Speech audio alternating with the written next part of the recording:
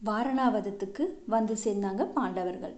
துரியோதனன் திட்டமிட்டபடியே புரோஜனன் கட்டிய அந்த அரக்கு மாளிகையில் தங்கினாங்க. எரிய போகிற மாளிகைன்னு தெரிஞ்சும் கூட அதில் தங்கிறது புத்திசாலித்தனம் இல்லை அப்படின்னு பீமன் சொன்னார். ஆனால் யுதிஷ்டர் இதை ஏற்றுக்கலை. ஏன்னா இங்கிருந்து இப்போ நம்ம தப்பியது துரியோதனனுக்கு தெரிய வந்ததுன்னா அவன் வேறு ஏதாவது ஒரு வழியில் நம்மளை கொல்லக்கூடும். பதவியும் செல்வாக்கும் அவனிடம் இருப்பதனால நம்மளுக்கு எதிராக எப்படி வேணால் செய்ய முடியும் அப்படின்னு சொன்னார்.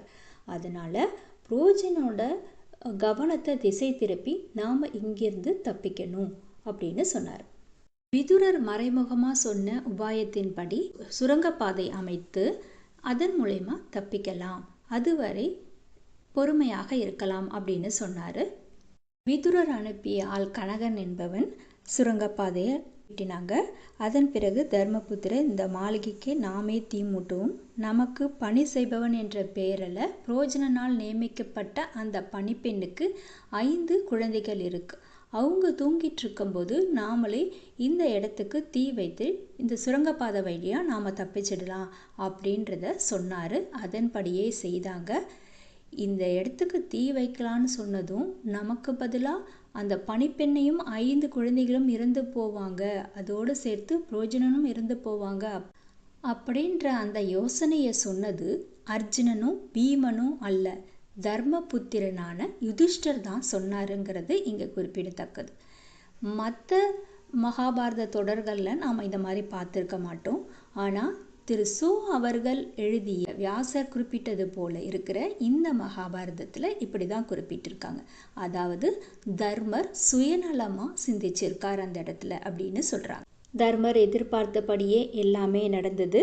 அங்கே இருந்த பணிப்பெண்ணும் அவளுடைய குழந்தைகளும் குந்தியும் பாண்டவர்களும் தான் அப்படிங்கிறது நாட்டுக்கு தெரிய வருது. துரியோதனருக்கும் திருதராஷ்டிரனுக்கும் இந்த செய்தி தெரிவிக்கப்பட்டது. திருதராஷ்டிரன் மனசுக்குள்ள நிம்மதி அடைந்தாலும் வெளியில துன்பப்படுறவர் போல நடிச்சுக்கிட்டு இருந்தார். அவர்களுக்கு ஈமை சடங்குகளும் நடந்தது.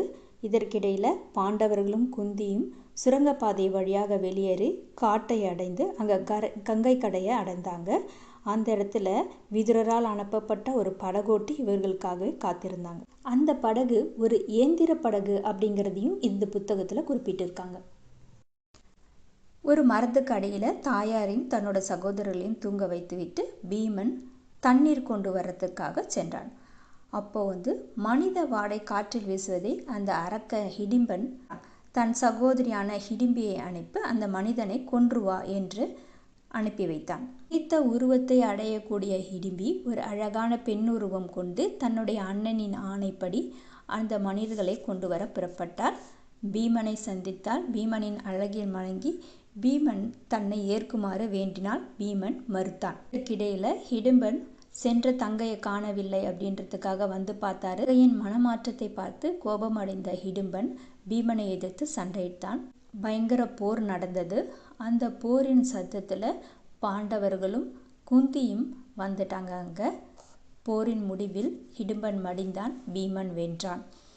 பிறகு குந்தியும் யுதிஷ்டரும் சொல்வதற்கு இணங்க ஹிடிம்பியை மணந்தான் பீமன். பிறகு இவர்களுக்கு கடோத்கஜன் என்ற மகன் பிறந்தான்.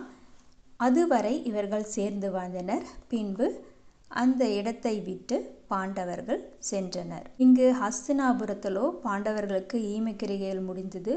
பாண்டவர்கள் இறக்கவில்லை என்ற உண்மையை விதுரர் பீஷ்மருக்கு மட்டும் அறிவித்தார். இதை கேட்ட பீஷ்மர் சற்று நிம்மதி அடைந்தார். ஹிடிம்ப வனத்திலிருந்து சென்ற பாண்டவர்கள் ஒரு வனத்தில் மகரிஷியை அடைந்தனர். அங்கு அவருடன் தங்கினர். பிறகு அவருடைய ஆசிரமத்திலிருந்து அழைத்து சென்றார். வழியில் வியாசரை சந்தித்தனர். பாண்டவர்கள் தங்கள் நிலையை எடுத்து கூறினர். அப்போது வியாசர், முன் பிறவியில் நீங்கள் நல்ல நண்பர்களை பிரித்து விட்டீர்கள், அந்த பாவத்திற்காக தான் இப்பொழுது இந்த துக்கத்தை அனுபவிக்கிறீர்கள் என்று கூறினார்.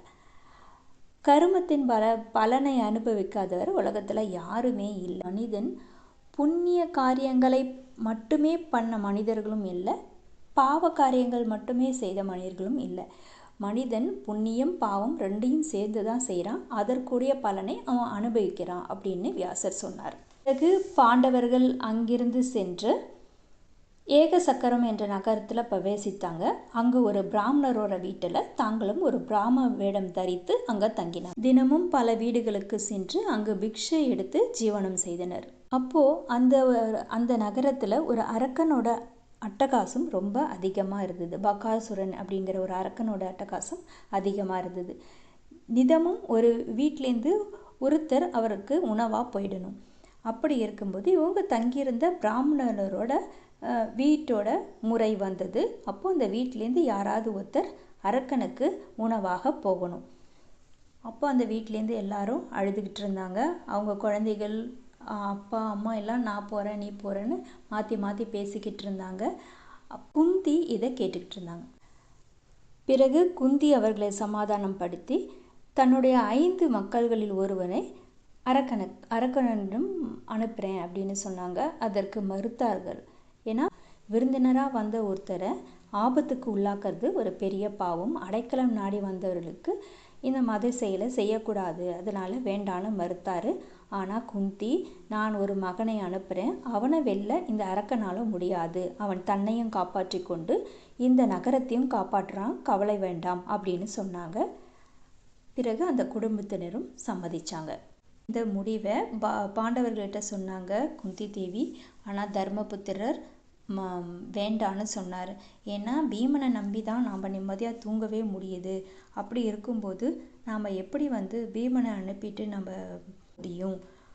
ராஜ்யத்தை திருப்ப வாங்கிறதுக்கும் நம்ம பீமனை அல்லவா நம்பி இருக்கிறோம், அதனால் பீமனை அனுப்ப வேண்டாம் அப்படின்னு சொன்னாங்க. ஆனால் குந்தி தேவி இதை ஏற்றுக்கலை. திருதராஷ்டிரனுக்கு தெரியாதவளும் நம்மளை இவ்வளோ நாள் அடைக்கலம் கொடுத்தது இவங்க தான், அதனால் அந்த நன்றியை நம்ம மறக்கக்கூடாது. ஒரு பிராமணனுக்கு உதவி செய்தால் சத்திரியனுக்கு புண்ணியத்தை கொடுக்கும் அப்படின்னு சொன்னாங்க. அது மட்டும் இல்லாமல் பீமனுடைய பலத்தில் எனக்கு முழு நம்பிக்கை இருக்குது, அவனை எதிர்க்கும் வல்லமை யாருக்கும் கிடையாது, அந்த அரக்கனை அவன் நிச்சயம் கொன்று திரும்புவான் அப்படின்ற நம்பிக்கையோடு சொன்னாங்க. பீமன் புறப்பட்டு சென்றான். அரக்கனுடன் யுத்தம் நடந்தது. போரில் அரக்கனை வீழ்த்தினான் பீமன். பிறகு குந்தி தேவி கேட்டுக்கொண்டதின் பேரில் அந்த பிராமணர்கள் ஊரில் இருக்கிறவங்க கிட்ட, என் நிலை கண்டு பரிதாபப்பட்ட மந்திரவாதியோட சக்தி பெற்ற ஒரு மனிதன் இந்த அரக்கனை கொன்று விட்டான் அப்படின்னு சொன்னாங்க. நடந்த விவரங்களை மறைத்து. ஏன்னா இந்த விவரங்கள் தெரிஞ்சால் பாண்டவர்கள் இங்கே இருப்பாங்க அப்படிங்கிறது எல்லாருக்கும் தெரிஞ்சிடும் இல்லையா, அதனால் அதை மறைத்து. இதில் குறிப்பிட்டது என்னன்னாக்கா, பீமனை அனுப்ப வேண்டாம் அப்படின்னு தர்மர் சொன்னதற்கான காரணம் பீமன் உள்ள பாசம் மட்டும் இல்லை, தங்களுடைய வெற்றி வாழ்வுக்கு அவனே உதவுவான் என்ற ஆசையும் காரணமாக இருந்தது. அப்படி சுயநலமாக சிந்தித்தது நகுல சகாதேவனோ அர்ஜுனனோ இல்லை, யுதிஷ்டர் தான் அப்படின்னு வியாசர் சொல்லியிருக்கார். இப்படி ஒரு வாதத்தை முன்வைத்தது தர்மபுத்திரனே என்று காட்டுகிறார் வியாசர். நற்குணங்களின் மொத்த உருவம் என்று வர்ணிக்கப்படுகிற ஒரு பாத்திரம், அப்படிப்பட்ட ஒரு பாத்திரத்தில் சற்று சறுக்கும் சமயங்களையும் பாரதத்தில் உண்டு அப்படிங்கிறத இதில் சொல்லியிருக்காங்க. வியாசர் இதை சொல்லவும் தயங்கலை அப்படிங்கிறது தான் இதோட சிறப்பு. இதன் தொடர்ச்சியை அடுத்த வீடியோவில் பார்க்கலாம். நன்றி, வணக்கம்.